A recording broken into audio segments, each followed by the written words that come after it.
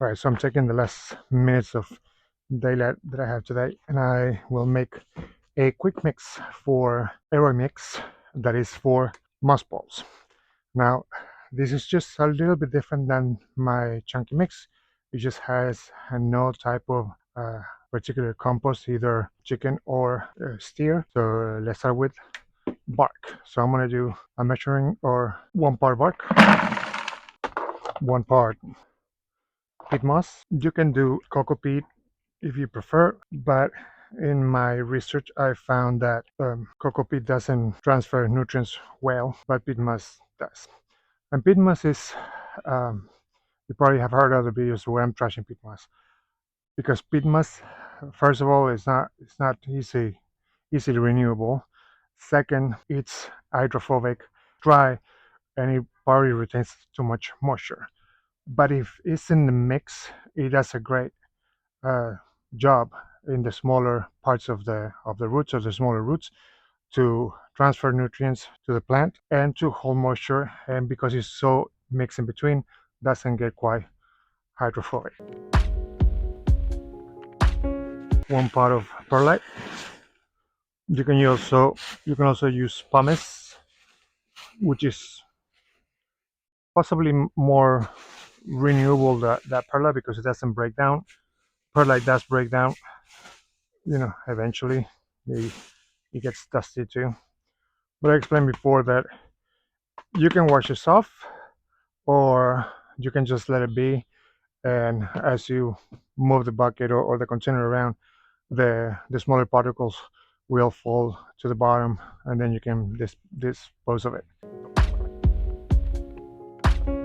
So if you're sensitive to the dust, wear a mask or wash it out first. Bigger one, we're going to do 2 parts of cocoa husk or cocoa chips. This one is quite fluffy and add a lot of drainage and aeration so that the roots can breathe.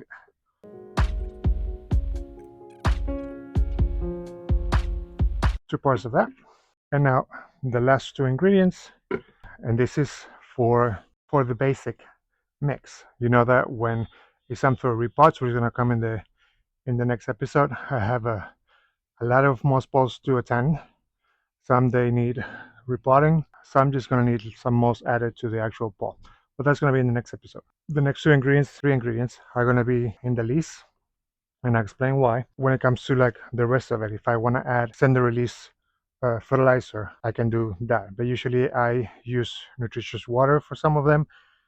But those are the ones that are inside. The ones that are outside, because I water them with a hose a lot, I tend to put low release fertilizer in them, so they have an extra bit of nutrient in the soil, and I also put some of that on the moss ball. Then when I do the repot or the placement, I add the mycorrhizae, and if they're inside, I add the mosquito bit, and either inside or outside, I will add the diatomaceous earth. If they're inside, they will have systemic insecticide in it, but you'll see that in the next video. So the last 2 ingredients are in smaller quantities. It's going to be 1/3 of a part, and that's charcoal.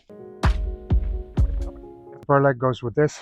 The small particles will fall down into the mix. The last is 1/2 cup of rice husk, because it's very airy and it adds a lot of aeration and drainage, but at the same time it becomes nutrients for the plant.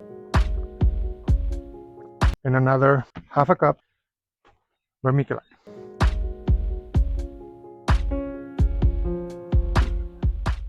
So those are the ingredients. I'm going to show the mixing, how I mix it up, and that'll be it for today. Stay tuned for the next episode where I'm going to be doing moss balls. I have several philodendrons and allocations to do repotting on this new mix. So I'll see you in the next one. Please subscribe, comment, share, and drop a like. It means the world to me. I will talk to you soon.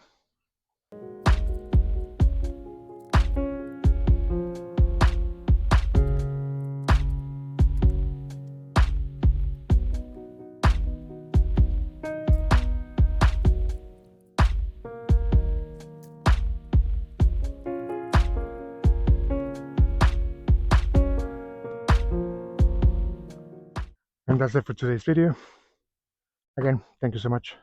Talk to you soon.